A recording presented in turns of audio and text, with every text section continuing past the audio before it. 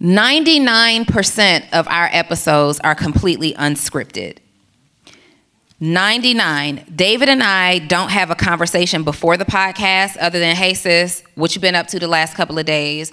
We don't talk. We're not in a text group where we're like, today we're teaching about this thing.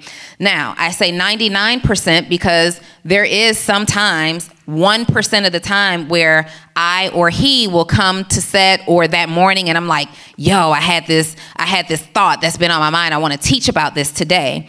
But even in teaching about it, it's never a prepared lesson. It might be something like 5 steps to making money, right? And then we get in the studio and we're literally giving you our 5 steps and we're thinking through it in real time.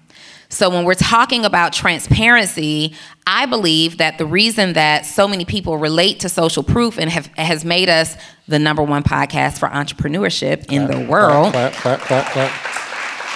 I believe it has a lot to do with allowing our audience to get an inside view of us thinking through the things and kind of like having flashbacks. Like a lot of this conversation and the lessons that we're teaching is literally real-time flashbacks of us thinking about our real process. So when we talk about no fluff, like we can't hide from it because we're never like prepared.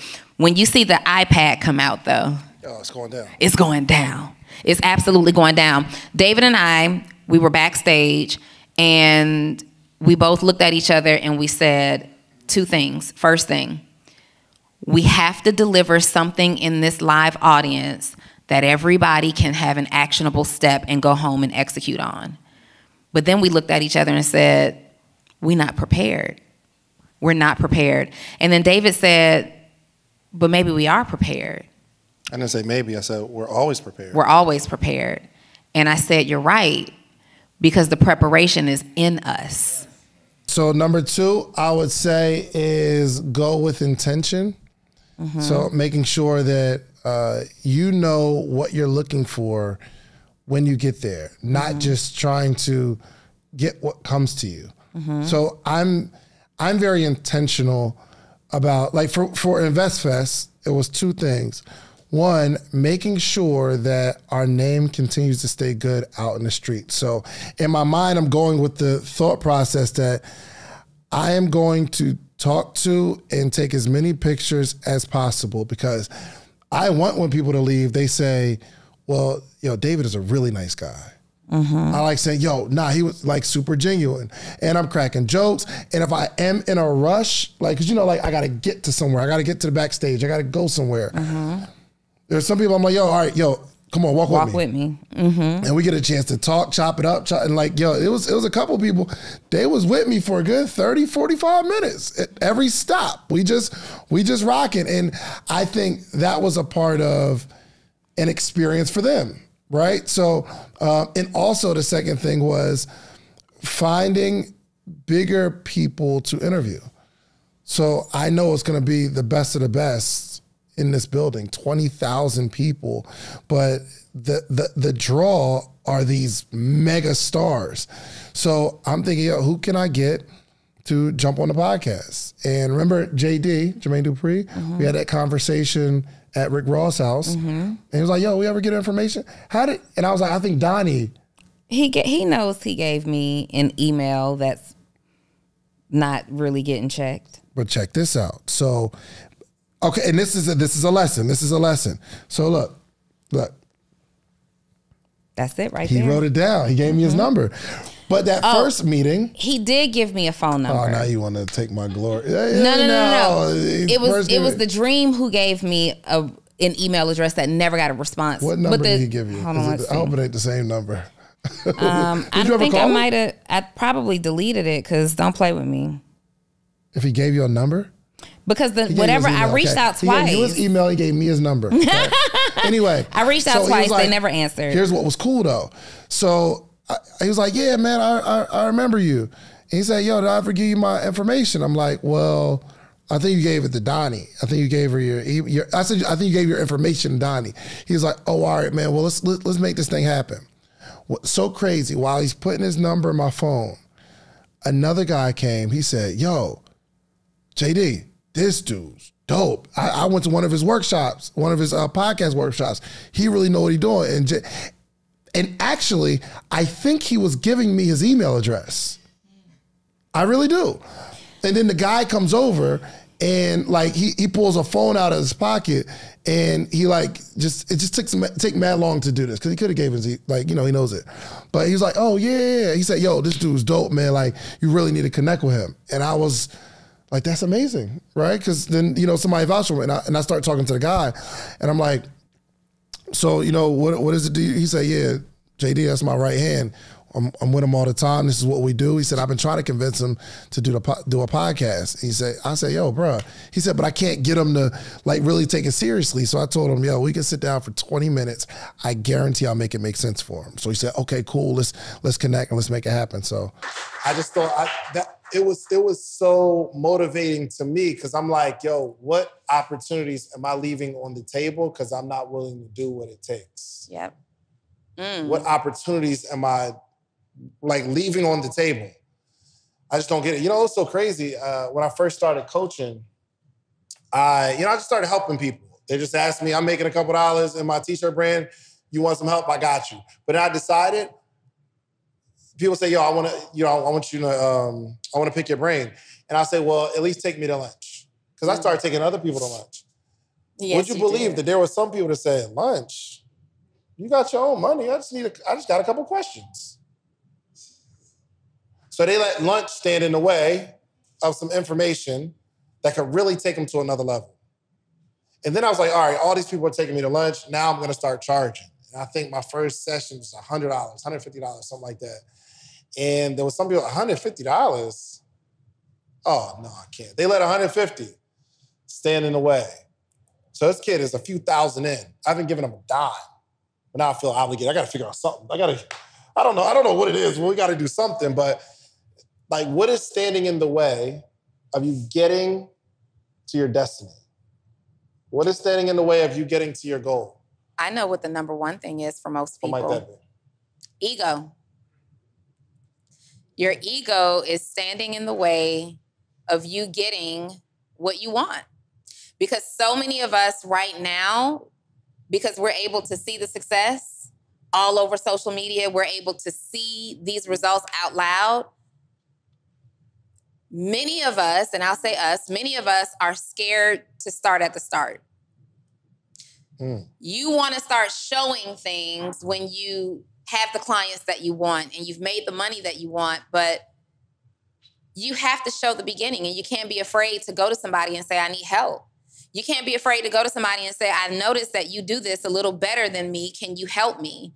You can't be afraid to raise your hand and say, I just don't know. Instead, what you'll do instead is try to create an answer. Oh, I have an answer. I don't really know, but I'm going to say something that sounds good, right? Or we judge those people who could help us. We're looking at people and we're like, I know more than them. I don't understand how they got to where they are. And I'm sitting here and my information is better. Where is it? Where is the information? And instead of judging those people, maybe we should be asking for help. So ask yourself, is my ego currently holding me back from a situation? Raise your hand if you're bold enough. If your ego is currently holding you back from something because you're scared to ask, scared to confess, scared to admit, scared to try, scared to start, scared to go to that person who you're hating on for help. Nobody? Yeah, I was in LA and this guy came up. He said, man, I love what you're doing, man. Got a couple questions. What happened was he didn't ask me not one question. For 5 minutes, he was talking about himself. Oh, yes. And it was like he wanted to like assert who he was for 5 minutes. Mm-hmm. And I'm sitting there like, oh, really? Oh, wow. Okay, cool. Oh, I'm impressed. Great. In my head, I'm like, dang, I'm trying to find the end. For the last 3 minutes, I'm trying to find the end to stop the conversation. That's what's going on in my head. Yeah. He's talking to me, but I'm thinking, can I get in there and say, I can't get in there. But he just kept going. It was his ego. Because he kept saying, yo, yeah, you younger than me, man, but da-da-da-da. But you younger than me, but it was his ego. He talked to me for 5, didn't ask not one question. And then after the conversation was over, it's almost like he got what he wanted out of the conversation. It was like he was so relieved. He said, man, great talking to you, man. It was... Oh, that's big. Like, think, like y'all that are here, just think of the last thing you quit. Can you honestly say you've done everything you could to keep it going? Not even the business. Let's just say a relationship. Yeah. Did you do everything you could? No stone unturned. I tried and I tried all. And I think some people take it as I'm trying the same thing. That's it. Over and over again. Mm-hmm. I'm just, okay, the relationship isn't working and I'm just loving the person harder. And I'm going to love harder. And they're still not loving me back. And I'm just going to love harder. And we might say, oh, well, I gave everything I could. Not true. Mm-hmm. You just tried the same thing over and over and over and over and over and over and over again. Did we try identifying what love looks like to them? Mm.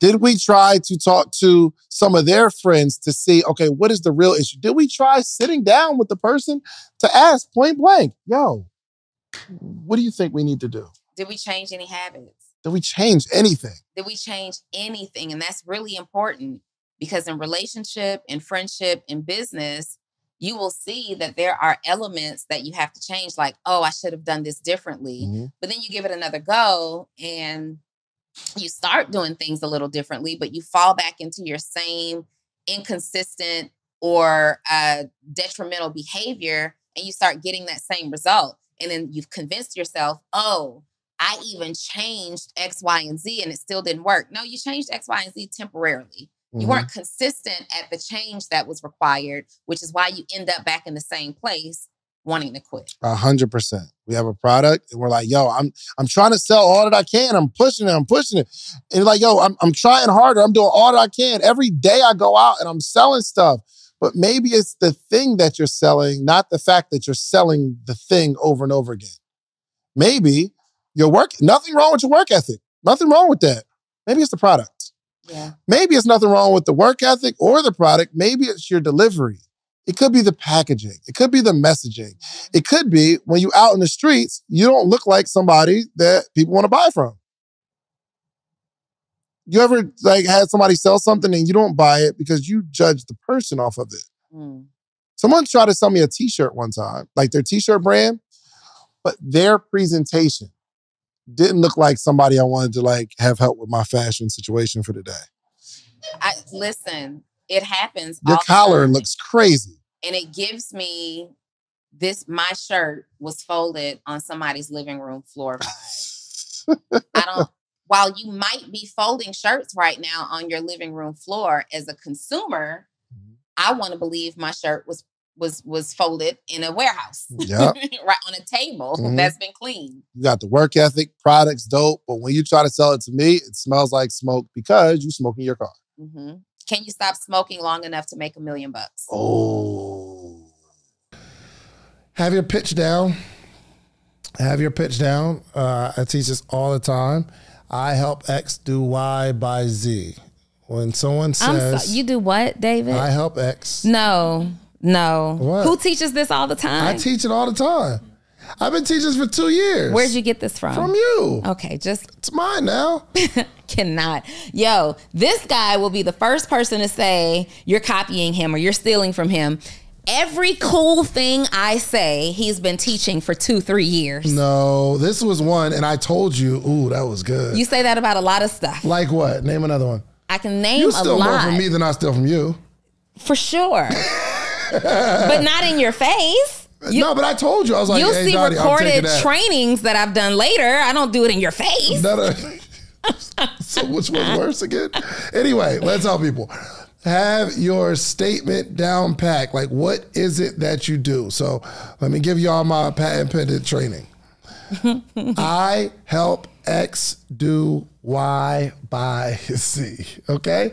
I help X do Y by Z. The X is the who, and this is the sauce I put on it, okay? Because I teach it way better than you now. Oh, my God. So the X is the who. Who is it that you help? So I say, hey, what do you do? Yo, I help single moms. Oh, I help people that are going through mental health issues. I help this. This is how I help, especially in an entrepreneurial community, okay? I help this type of person. What do you do? What do you help them do? I help X do Y. I help single parents cope with being single, or I help beginning entrepreneurs start, grow, and scale their business. I help X do Y by Z. Be clear on who you help and how you help them. What are you helping them accomplish? And then Z, how do you help them do that? I help beginning stage entrepreneurs start, grow, and scale a business with my 3-step process, with my ebook, with my coaching community, with my program, with my Donnie's course, information. With Donnie's information. I leave that part out. But just be clear, because you've been in a situation where you ask someone what they do, and it takes 20 minutes to explain what they do, and at the end of it, you still have no idea what they do. You still don't know what they do. Yeah, so perfect your intro. Get your introduction of what it is you do and who you are in a succinct sentence. What you got? What right now can you identify about yourself? And you don't have to say it out loud, but what's that thing that's holding you back from taking that next step or going to that next level, starting your podcast, taking your business to the next level, going into a new division? Maybe you're doing right now, but you want to be teaching. What's stopping? You're smiling. You already have identified something. And I can relate this back to David encouraging me to start the Full Transparency podcast. And it took about 6 months of just really saying, Donnie, you should do it, you should do it, you should do it. Well, most people assumed that my fear was doing a podcast without Dave. And that wasn't the fear. I've always thought that I would be the next Oprah Winfrey, right? Like, give me the mic and a chair, set me up, and let me go ham. But when I started to do Social Proof Podcast, and I know everything that goes along with it, I know that one of the dynamics that make us so great is the fact that we are together. And I wasn't afraid of sitting in front of a camera and talking and, solo episodes. That's not it. Do people want to see me without Dave sitting next to me? You never told me that. Yeah, I did. Wow. The dynamic of Dave and Donnie is powerful. Y'all wasn't rocking with it at first, but then you grew to absolutely love it. You love it so much. Now if we create this separation and it's just Donnie, even though I know what I'm talking about, do you want to see me by myself? That was one thing. That was one fear that I had to get over in order to do it. The second thing was knowing me and my level of procrastination. Am I going to stick with this to deliver episodes week after week after week? Do I want to give myself another task that forces me to challenge myself in an area that I have struggled in all my life? That meant that in order to do this, in order to execute on it, I had to face a challenge and correct it. I have to show up because now we've put it out. And if I miss an episode, which won't happen, you guys are holding me accountable, and then I'll lose viewership because it's like, oh, okay, she was consistent. Now she's not anymore. If David and I didn't put out the Social Proof Podcast every single week, we weren't consistent, we didn't show up for ourselves, you would find someone else to watch. So there's two things with this new idea. And I'm saying it this way because most of you, raise your hand if you already have a business. Keep your hand raised if there's a new direction that you know you need to go into in your business. Put them down if you don't. All right. So most of you already have an existing idea, but you know there's something you should be doing, whether it's starting your own podcast, whether it's building your authority so that you can become a coach or a consultant, whether it's now that you need to stop just trying to let ads sell for you and you actually need to take sales calls. You're afraid to get on that phone. You don't think you know what to say, but you're not preparing for it. You're instead hiding and running from it, so you never get to confront that fear, that thing that's uncomfortable for you. I want you to take a note right now. If you're taking notes on paper, I want you to write down 3 things that have consistently shown up and held you back from going to another level. There's this challenge again. Sometimes it's procrastination. Yeah. I think another thing that might be standing in the way is you value money more than information. You could quite possibly love your money more than information. Because if you didn't, you would spend the money on information. But anytime you don't spend money on information, you're saying the information is more valuable, or my money is more valuable than the information that I might get. When I go to these events, or like, I'm not looking for a whole lot. It's like one or two things that I don't care how much I pay for it. There's one or two things that I'm looking to extract. And I'm thinking in my head, if I can get this, it's worth the $2,000. If I can get this one thing, it's worth the $4,000. So we got a boot camp coming up, a content creation boot camp. How many you been to? You came to 2 boot camps. And it's 2 days of learning how to create content. Somebody DM'd me and said the tickets are too high. And I get it. It's just from your perspective. But like, I've made millions understanding how to create content. I've been creating content since 2010, 2011. Millions of dollars understanding how to create content, how to paint pictures online so that I can grow a following. Because I know if I have a following, I'm not even good at sales. If enough people follow me, somebody's gonna buy something if I offer it. So the ticket price, I think it's $2,500 right now. Would you invest $2,500 to get 1 or 2 nuggets that can take you to another level? What if one nugget helps you make an extra $10,000 this year? Because here's what I know about entrepreneurs. It's not a million things that you're missing. It's 1 or 2 adjustments. It's literally 1 or 2 adjustments. Tonight, somebody's gonna unlock something tonight that takes you to another level. It's not all the stuff. It wasn't the story about Cam. It wasn't the pitch. It was something that you're gonna grab. I don't know who it is. Somebody's gonna grab one nugget and they're like, yup, that's it. I'm implementing how to assert myself in a presentation, how to get my pitch down so I'm not uncomfortable in front of people. Who can help me? Yeah. Who can help me? That would be a really, really good question to ask yourself before you quit. Yeah. Because you have an idea, it's like something inside of you that says this is going to work, but you could be doing it all on your own. Or we connect with our friends and family, the closest people to us, and they can't help us, or they won't help us. And we get mad at them and we say stuff like, well, nobody's supporting me. Well, really, it's like 3 people that you ask, and that's your circle of influence. You say, nobody's supporting me. But what I've experienced is in every issue that I've ever had with business, there's somebody who can help me with that issue. And I can't get myself out of that. I know it. So I'm always looking for who can solve this particular problem for me, who sees it in a different perspective.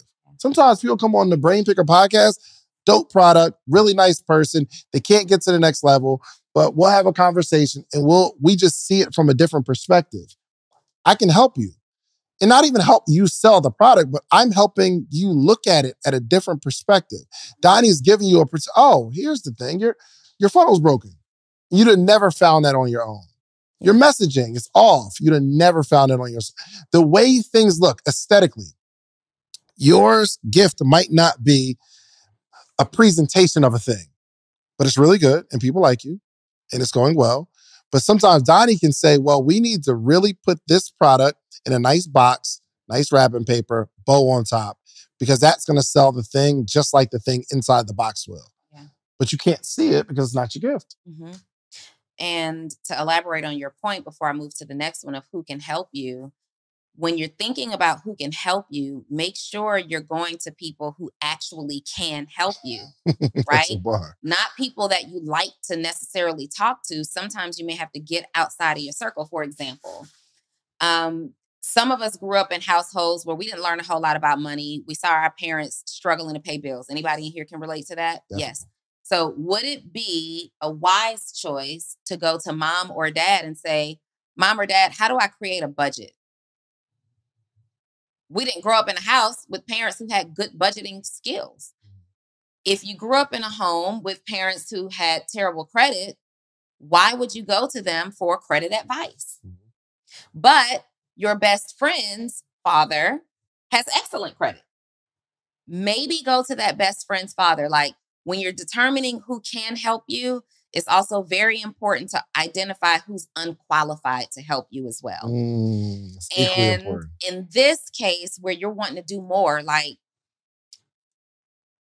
I don't know about you. I don't know about any of you, but at a time, I've been in circles of people that I outgrew, right?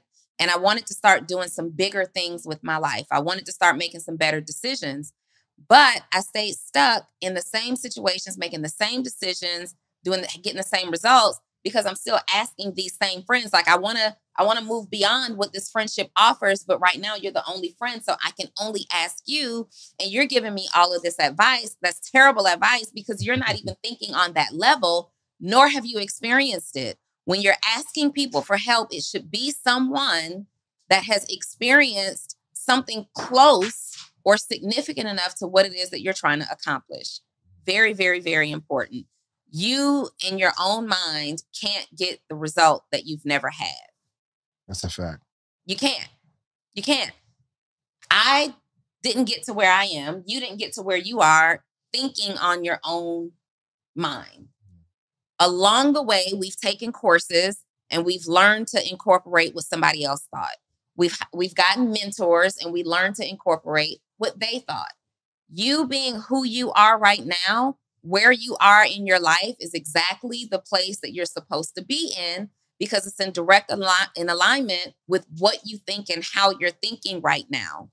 If you want to get past that part, we have to start adapting different thought processes. And the best way, the fastest way, the most significant way is to find your who.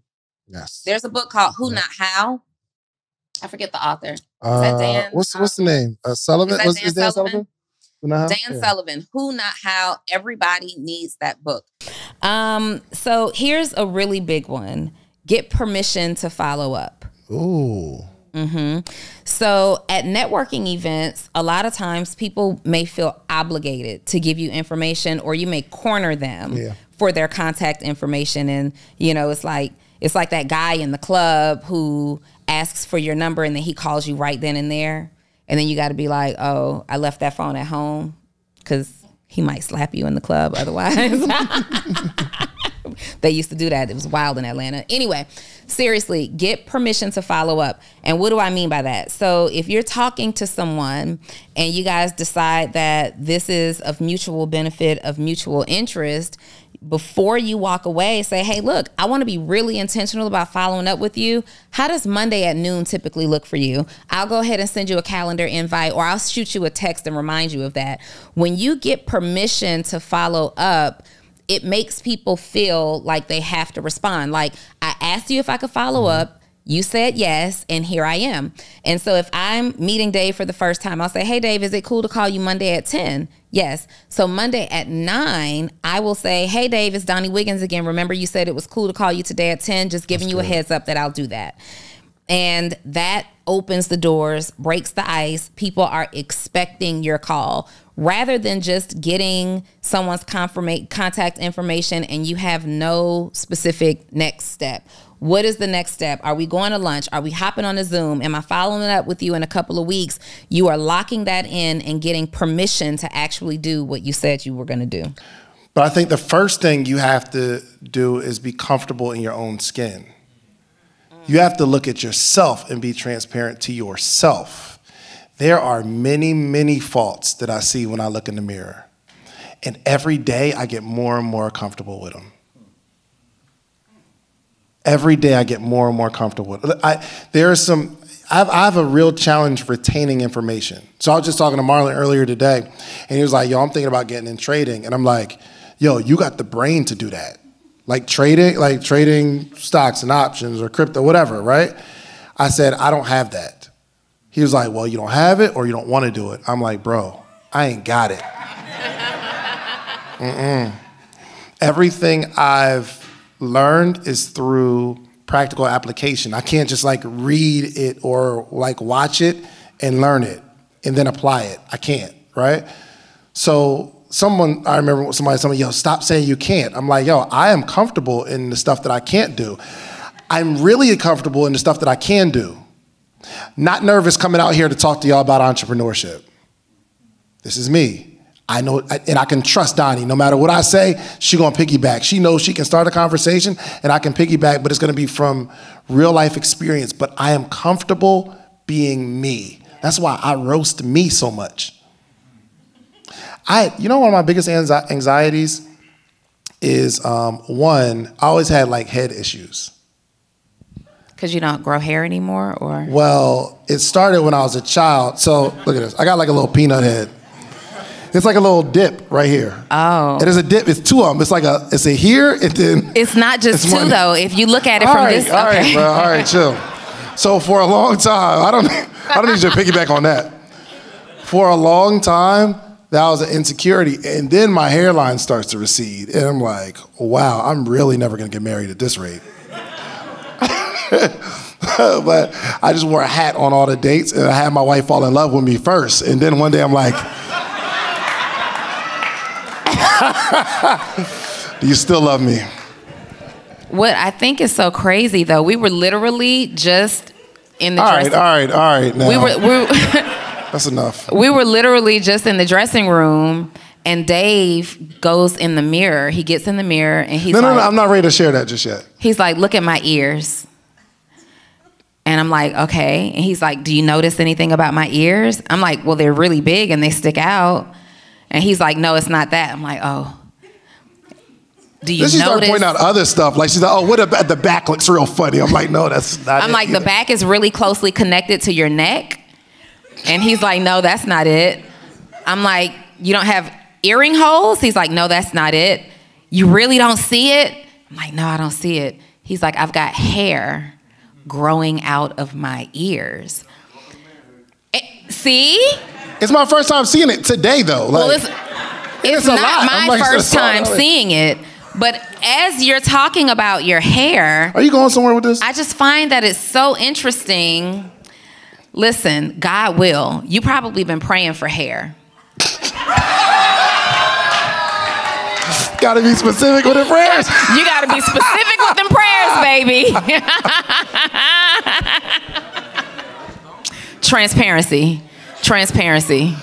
Reese, if you can, zoom in on that left ear. That's the heaviest growth. Oh my gosh. side. Back to the lesson, okay? The lesson is be completely comfortable in your skin, even if hair is growing on it out of order. Are you done? I'm done. Okay. Think about this in all seriousness. And I know this for a fact because I teach a lot of people like in podcasting. What do you think one of the first reservations people have in podcasting is? Well, their own voice. People hate hearing their own voice. And the fact that you don't like hearing yourself on a playback is, one, you'll never get an opportunity to continue to practice being able to deliver a message. But two, there's so many people that will not get the information that you have because you don't like your own voice.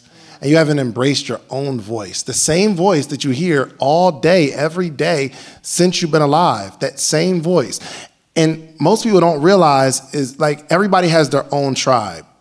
Everybody has sheep that will only listen to their voice. You are a shepherd over some people, but they'll only listen to your voice. There are some people okay, we have a great podcast, right? But if you start a podcast, there's some people that say, yo, nope, I don't resonate with them. However, Marlon, you're just like me. Your sheep will listen to your voice. But the reason that most people will not succeed is because they can't put the content out because they don't like hearing themselves. They're uncomfortable with their own voice. And how many other areas are you holding back in because of something about you that you're not comfortable with? Before you quit or give up, you should consider who else will be affected from me quitting. Mm-hmm. Who else quits? Who else loses because I decided to quit? And how much is the pain of them losing with you worth to you? Right? So who else is affected? Couple of examples. Some of you may have children. If you quit and you don't continue to pursue your dream, what kind of life does the as is you provide your kids?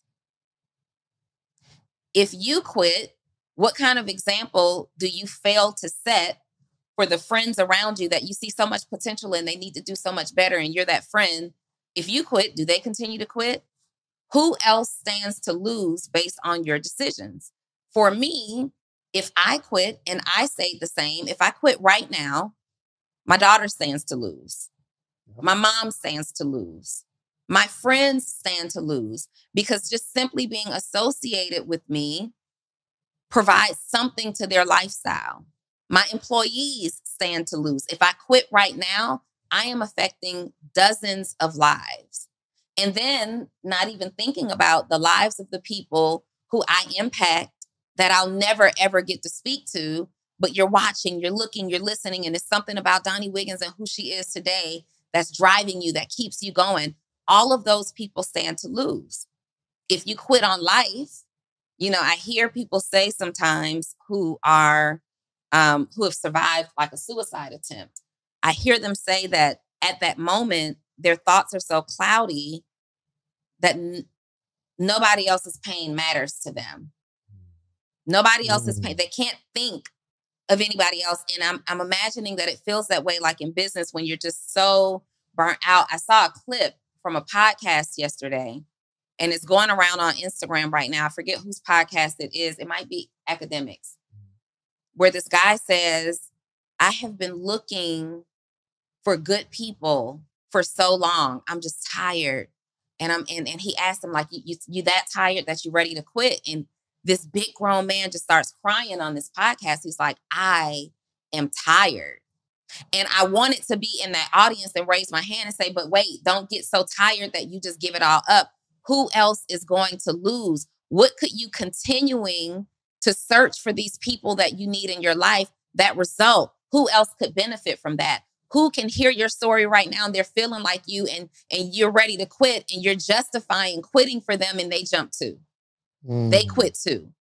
What if you just keep going long enough to be so powerful and so impactful that a nation of people keep going because of your decision to keep going? I was brushing my teeth one day, and I had my daughter in my hands, and I brushed my teeth.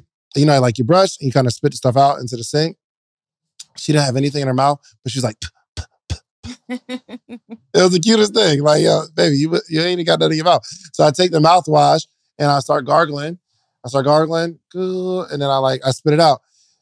And sometimes I gargle twice. The second time I gargle, and my baby's like, I'll gargle.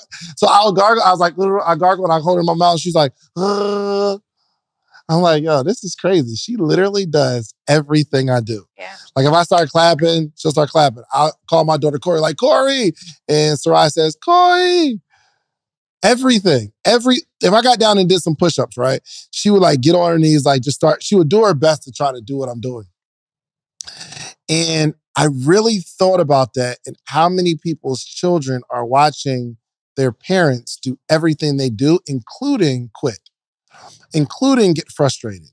You wonder why maybe our child has certain issues in school with anger. It's because when someone cuts you off in traffic, you're yelling at the person. So they're just modeling. They don't really know. Like I can't say, hey, baby, you should gargle after you brush your teeth. And she's like, what? I don't get it. But she's just seeing what I'm doing and she adopts it. She doesn't even know that she's adopting it. So I'm always conscious that everything that I do, for one, everything she sees me do, I'm very careful because I know she's going to model it. The other side is I'm very conscious about everything she doesn't see me do because you can't hide the things that you don't do for long. It will show up in something. So if around whoever you're trying to influence, you're holding your anger, right? Because you don't want them to see it. But if outside of that person, that's how you are, eventually, it will become who they see you are. You can't hide. So I think quitting is the same.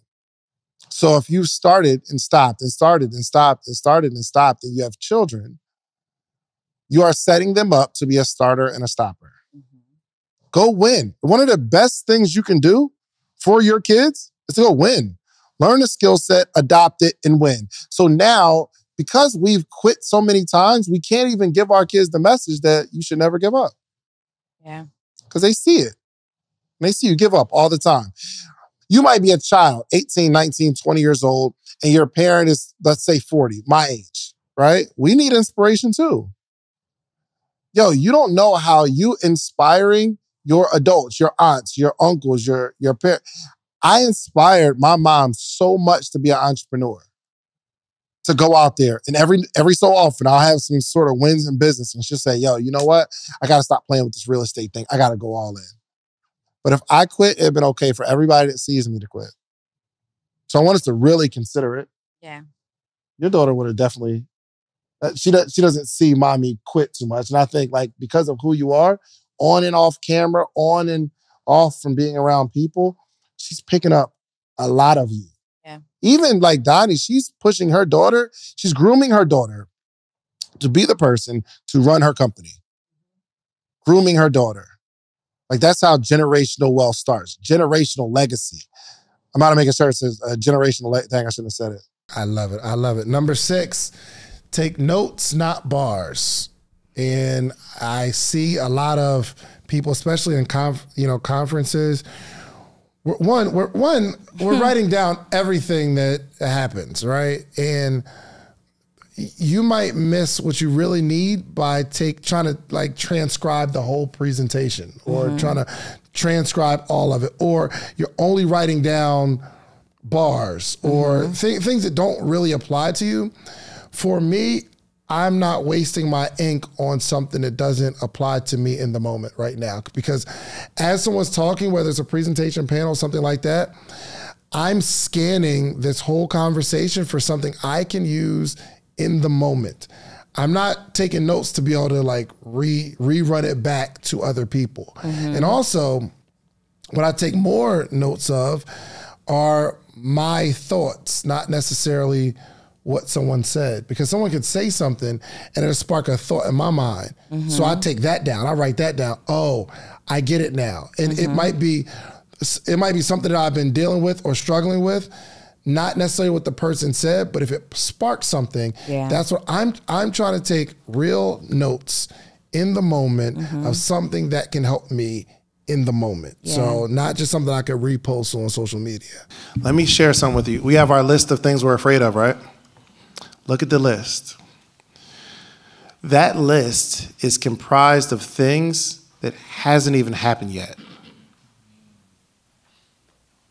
It's not like we had a bully, right? I remember being afraid of a bully. That, yo, if the bully beat me up, I'm afraid of that person, right? But for the most part, as we get older, we don't really face bullies like that. We face a bunch of stuff that hasn't even happened yet. Look at it. Okay, I'm afraid of saying no.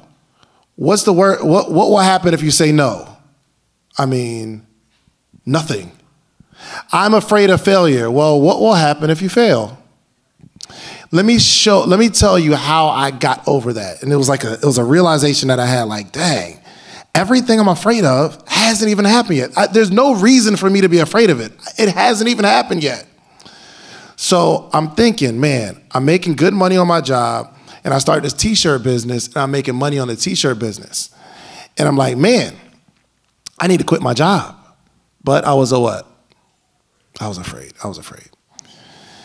And I really had to sit down and think. And I was like, okay, what am I really afraid of? What am I really afraid of? And I write down, quitting my job, going broke, it doesn't work.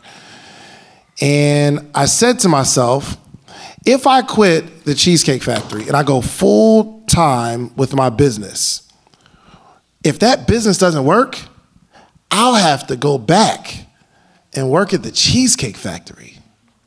That's something to be afraid of, right? But think about it. In the moment I'm saying it, I'm currently working at the Cheesecake Factory. My biggest fear was to quit and have to come back to where I am today. Isn't that crazy? My biggest fear is like what I'm doing right now, and I'm already doing it. That's what pushed me over the edge. And I said, oh, well, worst thing that could happen is I'll be doing exactly what I'm doing right now. What is there to fear? So think about it. You guys are afraid of failure, but you probably wouldn't call yourself a success now, right? In terms of business, because if you were, you wouldn't be going after the business. Does that make sense? So like, not making money in the business is your fear, but you're not making money in the business now. So at least let's go through learned experience. Let's like, maybe we can make a couple of dollars. We can learn something. We can at least go after something so that our grandkids, we can sit around. And one of my biggest fears was like having my kids and my grandkids sit around and I have no stories to tell. Or they can point at me and say, he didn't try. Nobody will ever say he didn't go for it. Yeah. Give me a round of applause. That was good. Oftentimes, it's not even the thing that you wrote down on your paper that you're afraid of. And I could even challenge what Dave is saying when you said, my fear at the time was having to go back to the Cheesecake Factory. It's even a step further than that. It's not really having to go back to the Cheesecake Factory that you were afraid of because you were already accustomed to that environment. You were afraid of the judgment that you would receive by going back to the Cheesecake Factory. So many of you wrote something down on your paper that really isn't the fear.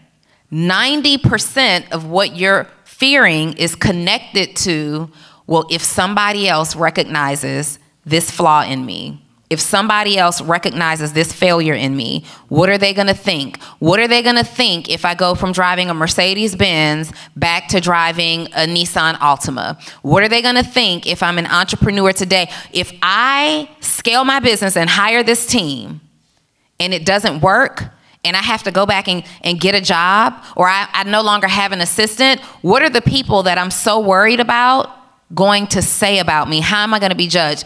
You're afraid of judgment. And a way that I overcame being afraid of judgment, I wrote down the names of the people that would judge me. I wrote down the names of the people that would judge me. And then next to their name, I wrote out the great thing that they've done that was so impactful that their judgment actually mattered. I don't want you to miss that. Most of the time, we are afraid of being judged by people for trying something. These people haven't tried a thing. And you can say it, and you've heard that somewhere before. You've heard that already. But it wasn't until I'm such an action taker. I have to write it down. Sometimes I have to see it in front of me. I heard it before. I heard somebody say, don't worry about being judged by somebody who ain't doing anything with their lives. Don't worry about, you're worried about your next move in your business by somebody who's never started a business.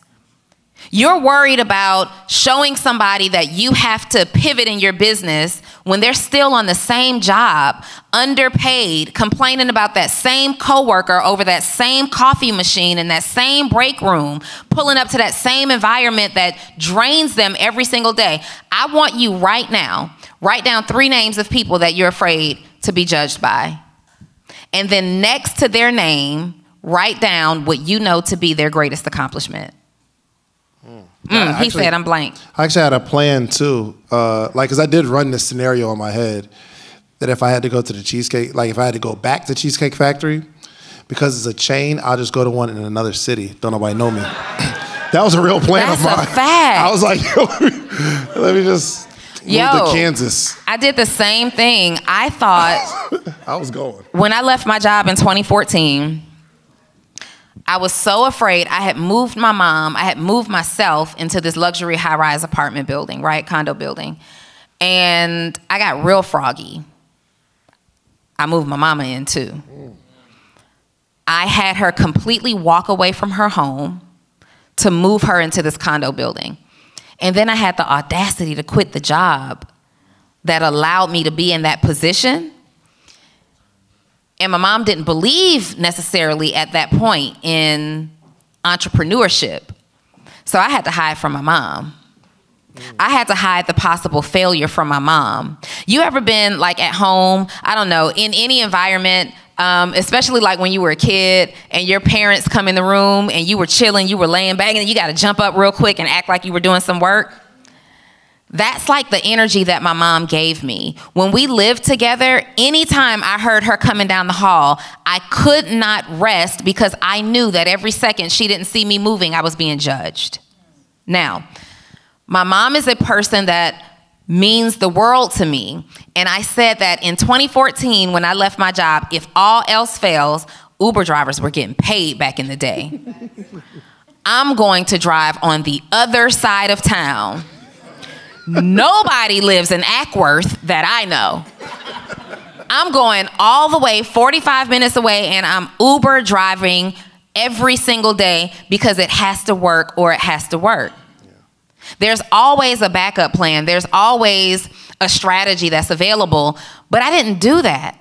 Instead, I had to come to terms with, I understand that my mom is judging me, but I watched my mom over the years start a business and stop it, start a business and stop it, start a business and stop it. Here I am starting the business, and when things get hard, I keep going. And then I start another thing, and when things get hard there, I keep going. And then I have an obstacle that I'm confronted with, and guess what? I overcome it. And then another obstacle that I'm confronted with, and I overcome that too. And so I realized there's a distinct difference. I cannot be afraid of what my mom thinks about me in business, because it looks a lot different than what I am actually doing.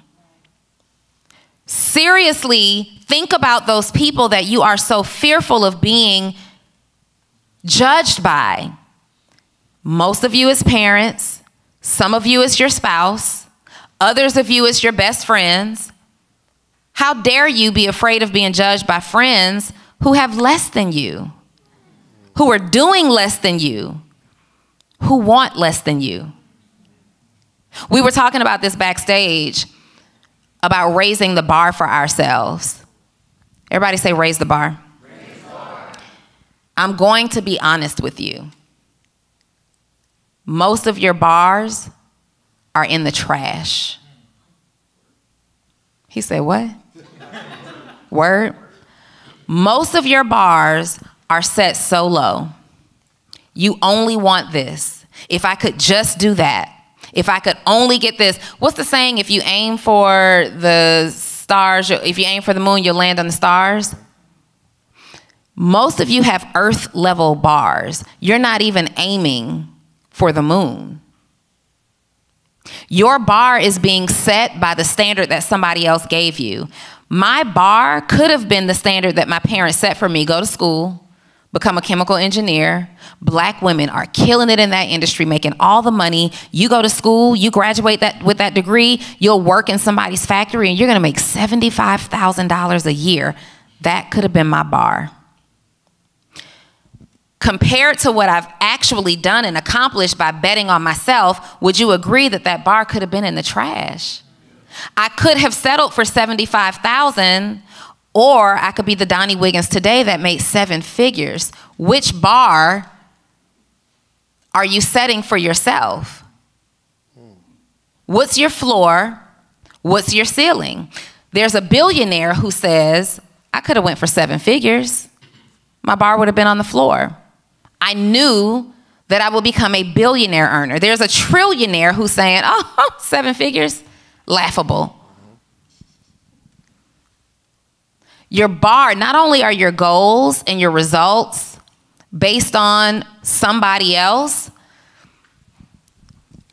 most of the time the things that you're aspiring to be are created by evidence of something that you saw somebody else doing. You come into rooms like this and you see people up here. You saw TJ on stage talking about real estate and how to acquire real estate. And now, anybody in here inspired to another level to go out there and make money in real estate? Raise your hand. Your bar in that area, your goal, your desire is set based on information that he gave you. You need more TJs, more Georges, more Carters, more Davids, more Donnies. Your bar right now is set based on those people who are judging you. Before we quit, consider, do I just need a break? Do I just need to slow down? We don't have to quit. Maybe we can slow down. Cool story. I took mine. I'm going to change it up a little. Let me Okay, think. good. I'm driving and it's pouring down, raining. Me and my boy Brandon, we're driving from, I think, Orlando. Pouring down, raining. I'm talking about raining cats and dogs. It's crazy. So we're driving and it's almost like out of nowhere, just pours down. So we're driving, we slow down, but we don't stop. We just kind of slow down. But I see cars on the side of the road with their hazards on, they pulled over.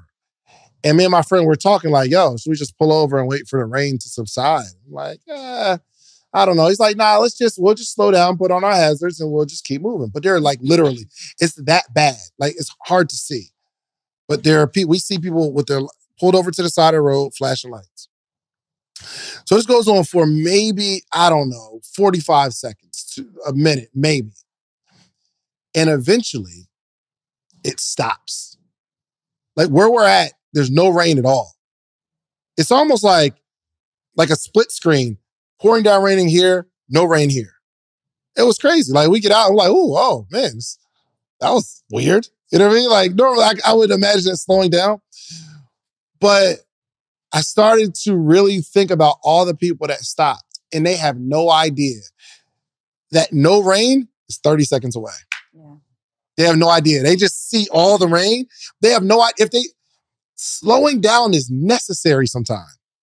It's okay to slow down. I'm not mad at that. Sometimes you need a break. Sometimes you need a mental break. Sometimes you need, okay, I'm a full-time entrepreneur. Okay, but you know what? Maybe I'm going to stop from 10 to 2 and I'm going to drive Uber. I'm going to go get some money, but I'm not quitting. I just don't have the full day anymore. I'm going to slow down. Slowing down is necessary sometimes. But stopping is unacceptable. Especially if you feel like you're doing all that you can. And it's sad when people like have momentum and they quit because they ran out of money. Don't stop. Just like, let's just slow down. Let's figure out, let's re-strategize. Let's retool. 30 seconds. You have no idea. Oh my gosh. There's so many opportunities that are coming to me today from things that I did a year ago. For sure. And they're like, yo, are you still, I ain't been following you lately on social media, but do you still do that thing? I'm like, yeah, of course. Of course I still, yeah, absolutely. I can service that. I haven't done a whole lot of speaking gigs, but I'm not telling people I don't speak. A guy hit me, it was literally the other day, work-based learning. And I would be a speaker every now and again. I'd just be one of the breakout speakers or whatever. And I kind of slowed down because I wanted a keynote space because I'm like, the keynote speakers y'all got, I would kill that. And the guy reached out 2 years later, yesterday actually, 2 days ago. And he said, hey man, we're about to kick it back up. We'd love for you to be the keynote speaker. He's like, yo, I've been watching all the stuff that you've been doing. He said, I follow your podcast, all that kind of stuff. And 2 years later, without me having to ask or promote, but I slowed down on forcing the fact that I need to speak at your event. And I just kept growing. And 2 years later, my man's like, yo, we want you to be the speaker. Mm-hmm. So slowing down is okay, but just don't pull over. Yeah. Just don't pull over. Yeah, you're so close to that breakthrough. You got to get around people who see it bigger. That's it. Write that down. You got to get around people who see it bigger. When I wanted to make 6 figures, I started to hang with people who made 6 figures. When I wanted to make 7 figures, I started to hang around people who made 7 figures. As simple as when I wanted to become an entrepreneur, I had to stop hanging around people who weren't actively pursuing entrepreneurship or already were entrepreneurs. Many of us are held back just by our own network, just by our own circle. Like if you're doing what somebody close to you is doing, you feel like you're doing good enough, bars on the floor. You're hanging around people that you're doing better than, and so you think you're excelling and you're doing great, bars in the trash. Because look at what you're comparing your result to.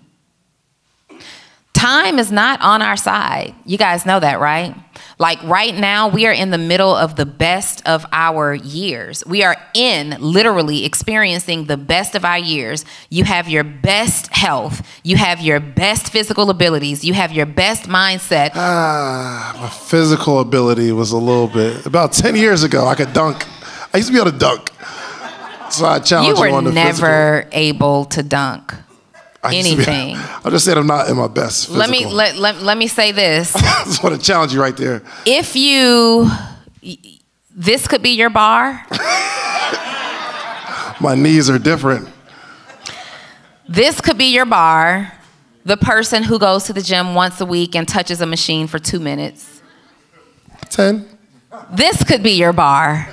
The person who is determined to be in the best physical shape of her life at age 44. And to do that, I'm working out every single day. Well, now 5 days a week. I didn't know she was 44, did you? Go on, clap it up for being elderly and fine. Just fine and elderly. Seriously, and even if I'm not, like, you know, I'm probably not doing backflips and all that stuff like I was when I was a cheerleader, but I really feel like I'm in the best shape of my life. Do you know why I feel like I'm in the best shape of my life? Why? Because there was a period of like 3 years when I was in the worst shape of my life, and now I'm in such a better, I'm in such more of a better position because I'm actually doing the work. Like, I made a decision, and that's what many of you have to do. What's your next step and where you got to go? Write it down. Where do you immediately need to go? Put it in your phone, write it down. We should see all hands, fingers moving. Where do you immediately need to go right now? Raise your hand if the place that you need to go to get to the next level in your business, you've needed to go there for more than a year. It's been like a rolling thought. Raise them high. We're not judging, kind of, but raise them high. If you like the video that you just watched, click this one. You're going to like this one, maybe even more. Click it right now.